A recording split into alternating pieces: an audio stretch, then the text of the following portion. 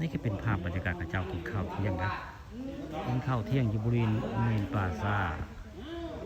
บ้านม่วงคำตำบลนาตาลนะเนื่องจากกระเจ้ามาสร้างกุฏิให้ยาคูยาซาอยู่นั่นเองมาสร้างกุฏิให้ยาคูอยู่ในป่าซานี่ละนี่ป่าซาเมนบ้านม่วงคำตำบลนาตาลนะค่ะปาตคำประชุมวันนี้มาบริเวณเมนป่าซาบ้านม่วงคำนั่นเองบรรยากาศกับบ้านพี่บุญน้องได้เจ้ามาจังหันกับแม่ตัวเดียวนี่เรียกว่าไม่มีในญาติโยมในบ้านม่วงคำเนี่ยมาสร้างที่เวียนป่าซาบ้านม่วงคำตำบลนาตาลเป็นป่าซาได้ป่าซาเมน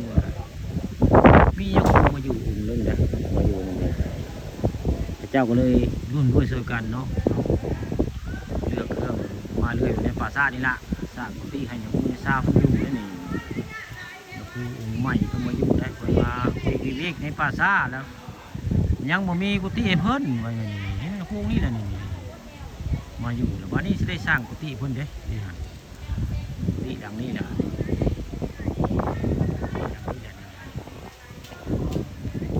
นี่ละในบ้านเมืองหมู่บ้านในบ้านม่วงนี่ละสร้างกุฏิให้ยาคูยาซาองค์นี้มาอยู่เพิ่นละเพิ่นมาอยู่ใหม่ได้มาจำพรรษาอยู่ในเมนป่าซาบ้านม่วงคำตำบลนาตาลนะผู้ข่าปานคำประชมเลยเอาภาพบรรยากาศในบริเวณป่าซาบ้านม่วงคำตำบลนาตาลมาให้เบิ่งมาชมนี่ที่เป็นภาพญาติโยมพระเจ้าเอาเฮ็ดโยนกินเลี้ยงยาคูเลี้ยงญาติโยมที่มาสร้างกุฏิให้ยาคูยาซาอยู่นั่นนี่อยู่บริเวณป่าซา